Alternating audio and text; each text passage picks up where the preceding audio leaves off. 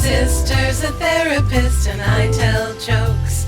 We both want to help all kinds of folks. Hello, and welcome to a very special late night record of My Sister's a Therapist. We're going to get a little wild. We're going to get a little loose. We're going to get crazy. My name is Virginia Jones. I'm a stand-up comedian of absolutely no note, but my sister is a therapist. Virginia Jones, you don't know what the topic is. And I assure you, when you will realize nothing wild nor crazy is going to happen tonight. Crazy. We're up late night ballin'. This is maybe our second evening record. Things are getting pretty wild over here, suckers. I've got a ginger soda. Well, you got to do what you Laura's in Christmas pajamas. I'm wearing Christmas pajamas, living my best life. I'm Laura Ryan, licensed marriage and family therapist, but my main credit is sister to Chuckle Champ Virginia. I quit. Let's talk a little bit about our stats, shall we? Oh, yeah. I've learned two big things. Currently, Australia, you're falling off the map, okay? We have in first position of our biggest listenership is the United States, followed now by Canada. Thank you, Canada. What's up, Canada? Thank you to the Canucks. I'm assuming that Brian from Toronto is quite a lot of these downloads. I'm sure it's him. Also, Kevin McDonald, Virginia Jones's My new BFF. United Kingdom's next, then New Zealand, then Bangladesh, then Australia. Wow. Come on, Australia. That hurts. After New Zealand as well. New Zealand has 5 people in it. Exactly. The Gen Pop of Australia is much bigger than New Zealand. So, but tell me what happened. Tell me your other big learning. My other big learning is that our podcast is in the top 50% of all Buzzsprout podcasts. It's pretty hot. We're basically the greatest. Thank you guys for your listenership. Thank you for all your support this year and last year. We're all nailing it. Laura, speaking of nailing it, it is your topic this week. And what do you want to talk about? This is another listener topic. We love your listener topics, guys. Please send us an email, or I should say gals, because 70% of our listenership is women. And that's how we like it, honestly. Yes, folks. Thank you for your listenership. Thank you for all of your participation. I've really loved all of the audience participation and all of the topics. This is also a listener topic, and I'm just going to go ahead and just read the messages. This is from Angie. Hey, Laura, I'm so excited to hear my review read on the podcast. It was a great review. That's so fun. Thanks. Regarding perimenopause, this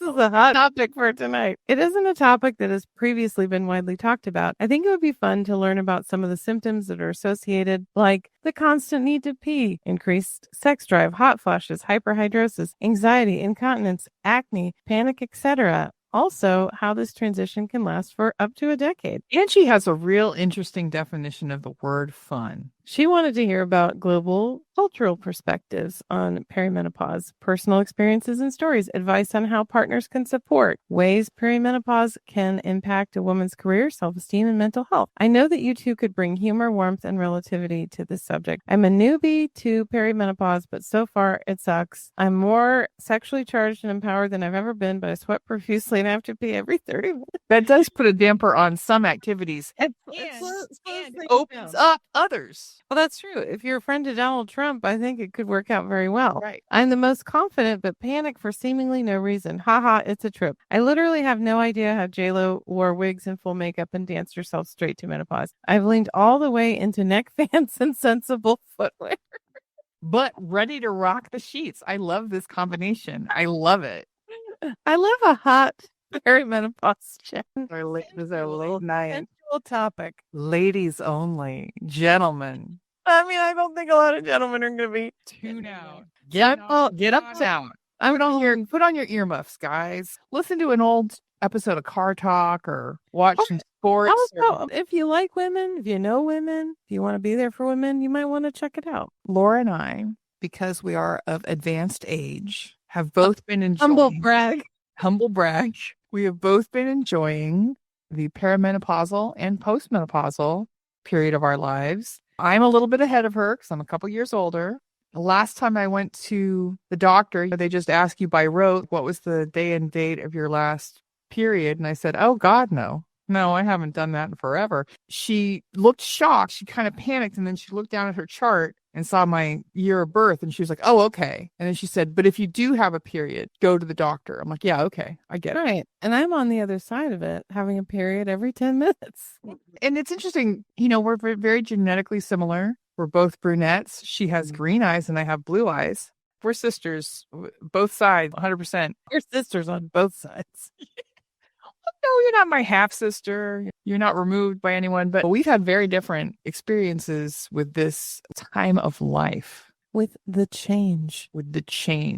When you were younger, what experiences did you have with the change? When I was younger, all I really knew about menopause was the hot flashes and that you couldn't get pregnant. There was a woman that I worked with named Michaela who was experiencing the change. She had these dramatic hot flashes where she would just be fanning herself red and sweating, would have to sit down. It was what I was expecting. And then my experience with it was not that at all. I would get hot at night, usually between 4 and 6 in the morning, but I would basically kick off the blankets and I would be fine. I think that because of chemicals and because of hormones, we're each going to have extremely different experiences. I think part of the challenge, Angie, is that it's hard to talk about because we're all doing a different thing. It's very much unlike your menstruation, your first period, but everyone kind of has the same experience. And then we have a very similar experience, give or take some factors, for 20, 30 years. I think of it kind of a pregnancy, like everybody's pregnancy is completely different. I've never heard 2 pregnancy stories that were the same. And the good news is all of them were horrible.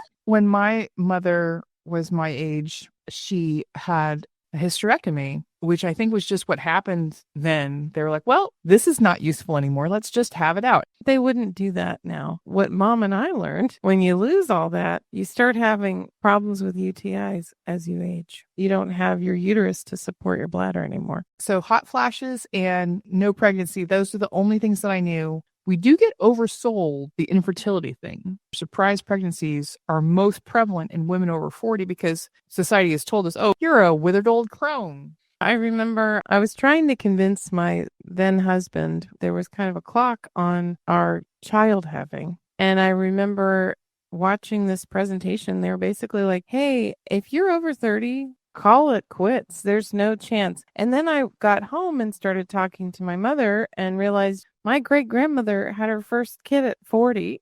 Right. And then she had another one after that. I have one memory of someone talking about menopause, and it was when I was very, very young. I think I was 4 or 5. I remember I was at a Relief Society meeting with Mom. I'm not sure why I was there, but it was me and a bunch of women, and they were all sitting in a circle, and one of them said something about having a hot flash, and everybody just got really quiet and strange. They were kind of giggling into their hands. I thought it was some sort of sexual thing or something. Right. I was like, what's going on? They were so weird about it. One of them said, I had a hot flash, and everybody got really shy and strange. And I didn't know what it was. I'm still not sure. I think you have some clues now. I think I do get warmer at night, but that's always been true. I've heard the story of, you're sweating through your clothes and stuff like that. That doesn't happen to me, gratefully. Have you heard of Mary Claire Haver? You're going to be surprised that I haven't.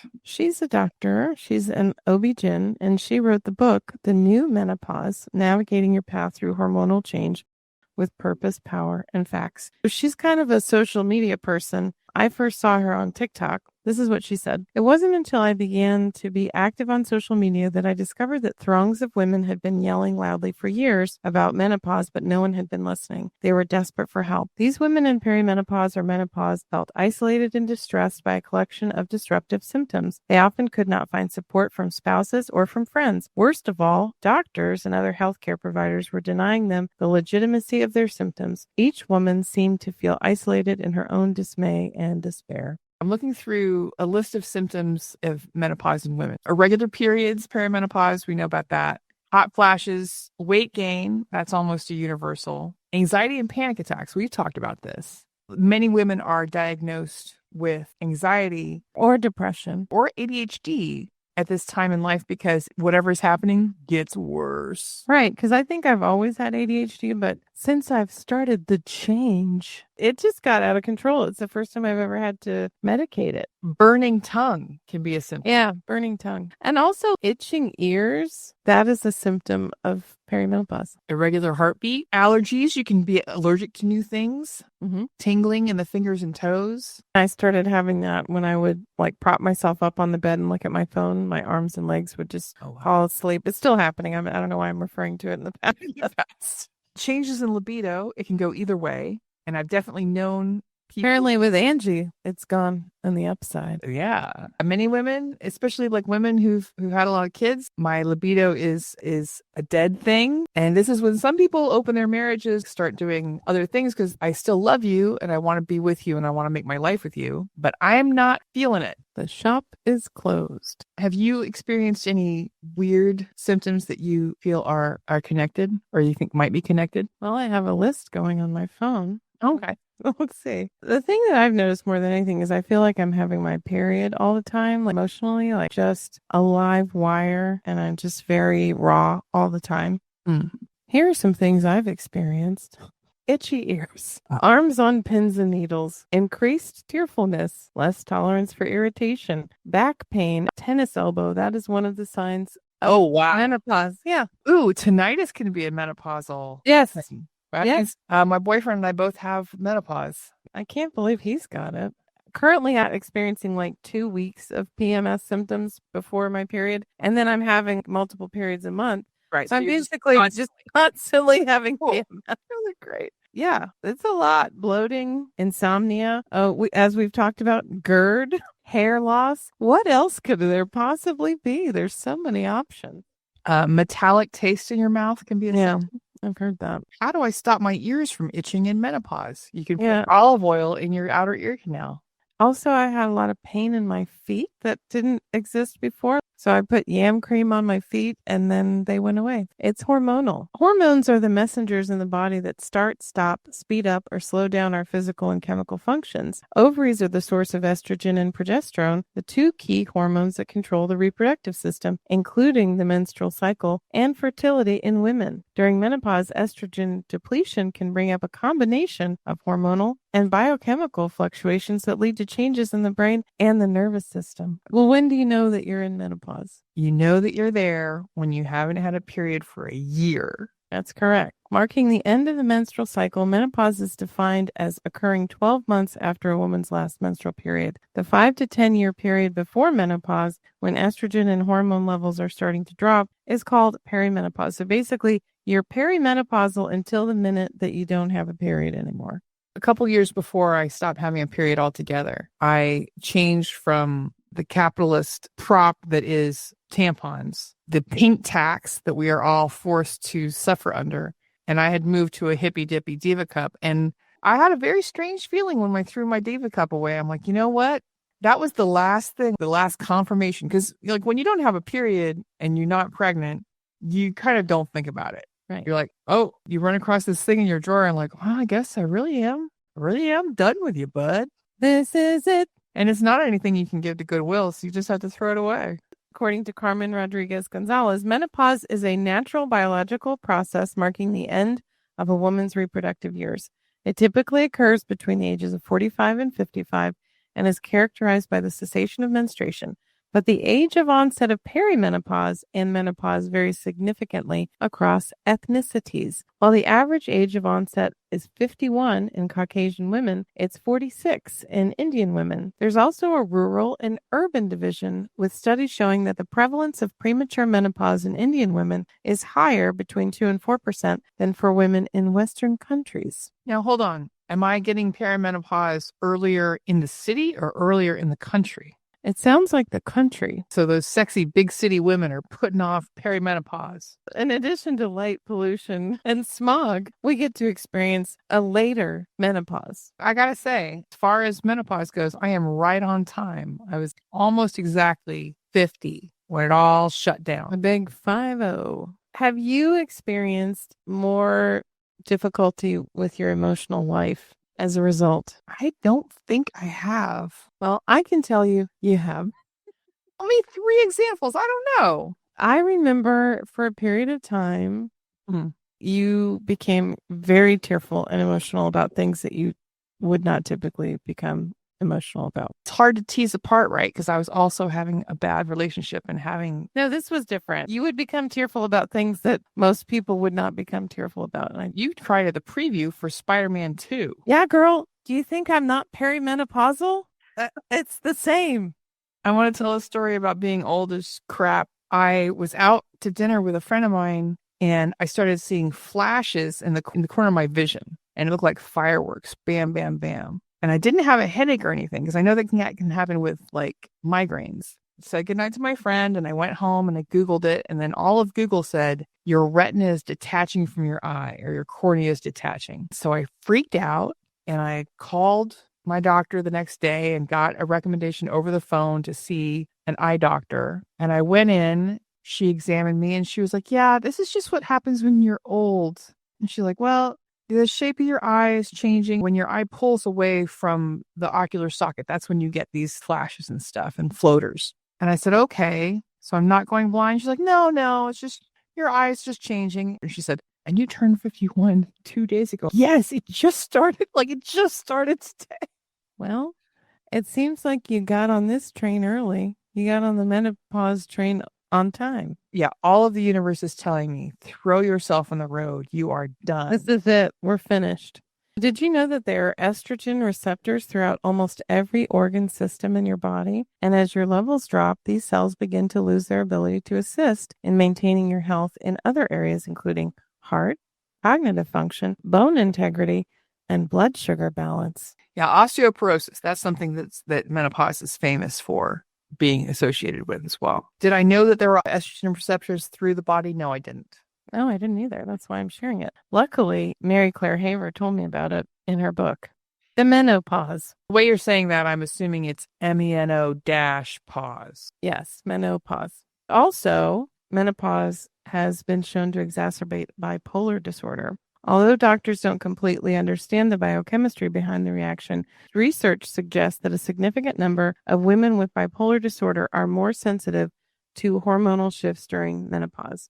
At menopause, women living with bipolar disorder report more depressive episodes than those without. This is at least partly due to the normal menopausal decrease in the hormone estrogen. I think why the Mormon women were giggling about it is that women have tied up so much of our worth in being fertile, being mothers, and being able to have kids. And to say that you can't anymore is just like your life is over. My life never began, so it's not really over. A part of that is not just women. I think it's women in Western culture, because not every culture is like this. In Japan, women celebrate menopause through the tradition of kanreki, which marks the completion of a 60-year cycle of life. Kanreki is seen as a time of rebirth and renewal, and women often receive gifts and participate in special ceremonies to commemorate this milestone. No one has given me a single gift. Now, where are my menopause gifts? Also, I don't advertise the fact that I'm postmenopausal. You don't tell everyone? I don't find it fun. I don't find it sexy. I don't mind being old. It feels weird to tell people like, yeah, my body's shutting down. Well, I think it's the same as when I miscarried many years ago. I was shocked to find out how many people in my life had also miscarried, but no one had told me because it's depressing. And I think people don't like to talk about sad, weird stuff. And it's a cycle, right? You don't know how common it is. You don't know how many women go through it, so no one talks about it. I think we think of women as a baby machine that can cook dinner. If that's my only purpose and then that purpose is over, then what? In many African societies, menopause is viewed as a time of transformation and spiritual awakening. Women who reach menopause are often regarded as wise elders and are honored for their contributions to their communities. I do think that I'm hopefully getting smarter every year. They say live and learn. You can also live and not learn and see where that gets you. It reminds me of that diaper commercial, live and learn and then get Loves, which turns out to be one of the worst diapers I've ever used. What's so bad about Loves? Learn that Loves is terrible, leaks, and you're basically going to have a kid who wakes up covered in diarrhea and urine. We are not seeking sponsorship from Love's Diapers at this time. However, I'm open to Pampers. They are the best. What would you do with Pampers now if you had them? I'm open to money that Pampers wants to give me. I mean, I know a baby who wears diapers. No babies. I can give it to her. Speaking of diapers, a weird time in my career was when I was asked to go out for the advertising for Depends undergarments. And it's not Depends, it's Depend. Yes, which was the biggest shock of my life. It's a real Berenstain Bears. It really is. It was weird because I was, barely 40, and Depend wanted me to be considered to be on a box of incontinence underpants. But it's because the picture on the box is always 10, 20 years younger than the person who's actually using the thing. Yes. There was a period where I had to purchase those for a loved one. And the men on these boxes, they're hot. They're hot, and they're 40 at the most. Right.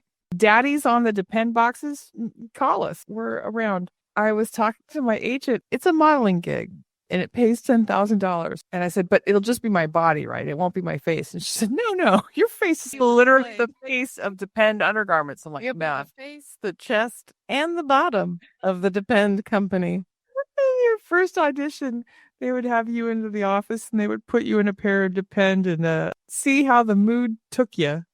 From what I've noticed from the packaging, when you pop a pair on, you just start laughing. Right. I have finally arrived. This is the moment. I am not a purchaser of Depend undergarments. One way that I knew that stuff was going south was I have been jump on a trampoline. I can no longer jump on a trampoline at all. It's illegal for me to do so. Well, my city will intervene. If I'm seen to be crawling onto any sort of bouncy castle, anything, no. Poor management of the symptoms associated with menopause is often a consequence of not fully understanding the fundamental processes involved. Healthcare providers frequently fail to recognize or misidentify menopause indicators due to insufficient training in this field.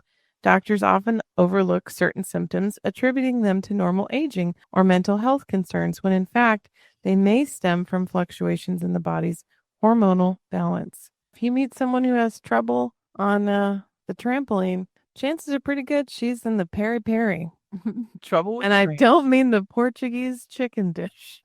You can't get one of those at Nando's, for our British listeners. All of my doctors in recent years have been women of roughly my age. The menopause conversations have flown free and easy. Well, you say that. I've heard lots of stories of women who other women were saying, well, your blood values look normal, but you're having itchy ears, your arms are asleep, and all this stuff is happening. And they just go, well, your blood values are normal, so you're good.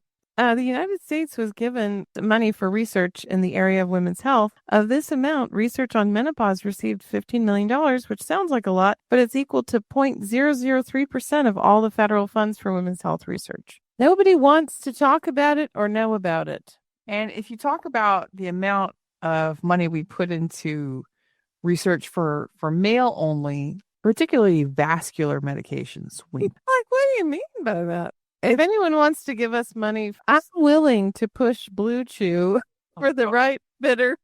That's a terrible image. You just walk into the bedroom and your husband's smiling and chewing gum. He's got a mouthful of blue gum and he's ready to go. I heard about it a lot on the Talking Sopranos, that they know their audience.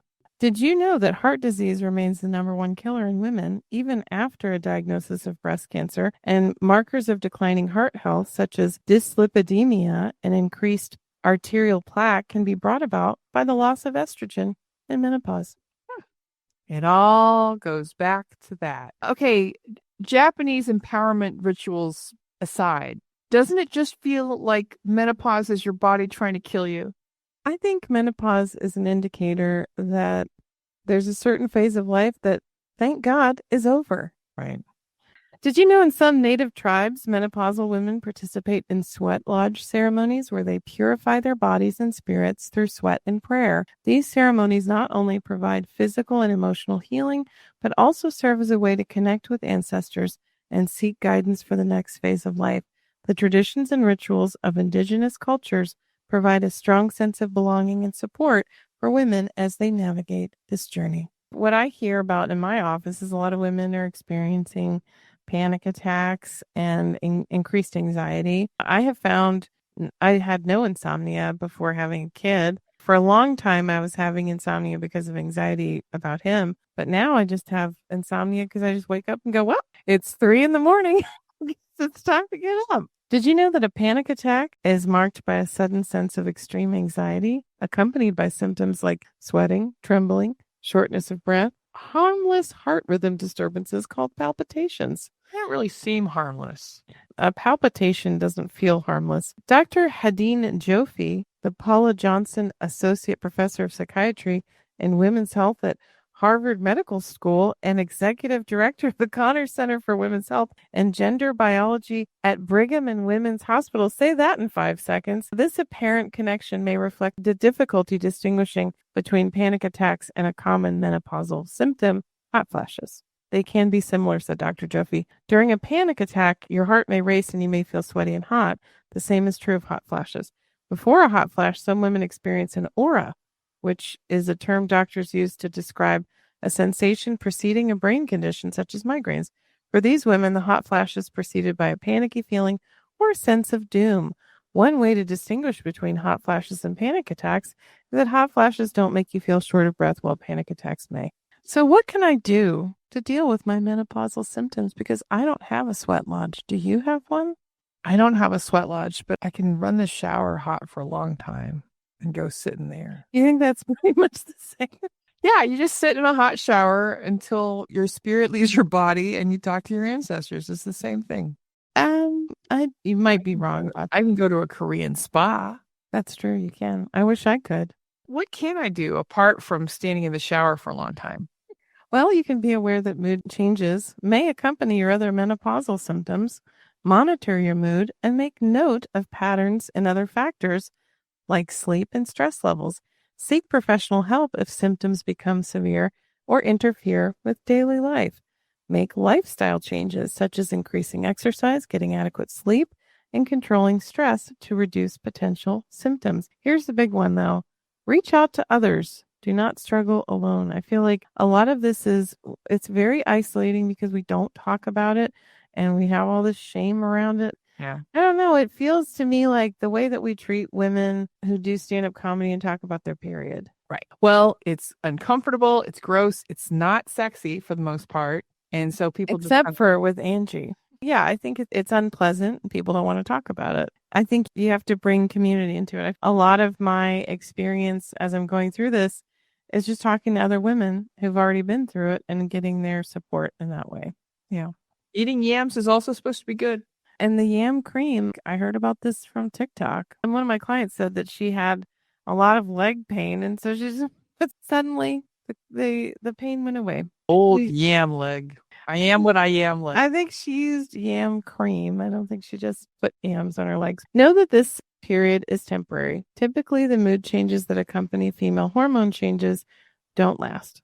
Data shows that these risks ease with increasing time after menopause, said Dr. Joffe. People who opt to treat their condition using antidepressants or other methods won't necessarily have to continue the treatment forever, potentially just through this time period. Quote, I see a lot of women who are really fearful that they are descending into a dismal aging experience, said Dr. Joffe. This is not the case. Help is available. I saw an interview with Sophia Loren, and she was talking about menopause. And I saw this interview when I was 15 or something. And I remember her saying, when you go through menopause, all of your chickens come home to roost.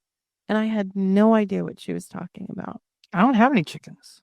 Exactly. I've never even had one chicken. I think what she was saying is that any of your emotional stuff that you haven't dealt with is going to come and hit you in the face like a ton of bricks. Gotcha. Any anxiety you have, any mental health stuff you have, any bipolar you have, any depression you have, it will come back. We've talked about how there's an uptick in women getting on depression meds at perimenopause, which is basically what I did because I had always found it manageable and then I didn't find it manageable. Right. And that's when I noticed that you stopped becoming tearful at times that were strange to me. About 4 in 10 women have mood symptoms during menopause that are similar to PMS or premenstrual syndrome. You might feel irritable, have low energy, feel tearful and moody, or have a hard time concentrating. But unlike PMS, these symptoms may come at times that are unrelated to your menstrual cycle. Right. Symptoms may occur for years with no real pattern. This type of mood change is known as perimenopausal mood instability. I've always enjoyed the British term premenstrual tension. Yeah, PMT. PMT. I'm having PMT because it sounds much more, hey, I'm in a bad mood, not I have a syndrome. It's important for us to break the silence and stigma surrounding menopause by openly discussing it and sharing our experiences. Women can create a supportive environment where they seek and provide support. This is something that Dr. Haver said. This period of our life are some of the best years of our life. And guess who gets to decide whether best means dedicating our resources of experience, wisdom, and confidence to others who are younger than us, or celebrating the luxury of being liberated from our periods, or doing a little bit of both. You get to decide, because whether it's thanks to evolution or not, you've earned it.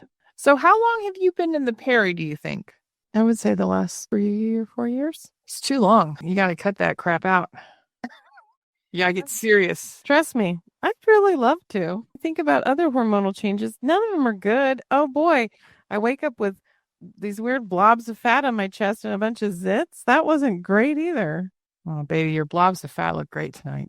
Oh, when I hug her, I can feel her blobs of fat against my chest. Did you know that the same hormones that control your menstrual cycle also influence serotonin, a brain chemical that promotes feelings of well-being and happiness? When those hormone levels drop, serotonin levels also fall, contributing to increased irritability, anxiety, and sadness. Who is this Sarah woman, and why is she making my life hard? I don't know. I want to sue. Who's Sue? Are we doing like who's on first with perimenopause? Yep. Community support plays a vital role in helping women navigate the menopause transition. In cultures where menopause is openly discussed and celebrated, women have access to a network of support and resources. They can freely share their experiences, seek advice, and find comfort in knowing that they are not alone. This sense of community can help alleviate feelings of isolation and empower women to embrace the transformative journey of menopause. Welcome to your transformative journey. Please slip off your slippers and your robe and lie down on these hot rocks. We're going to talk to your ancestors now. I'm not sure why you're really hung up on this talking to ancestors point that I made. Where is my party? Breathe in deeply. Think about your dead pets. Oh, they're here with you now. Have you been crying a lot, feeling hopeless or worthless, feeling numb, and losing interest in your normal activities? You might have menopause.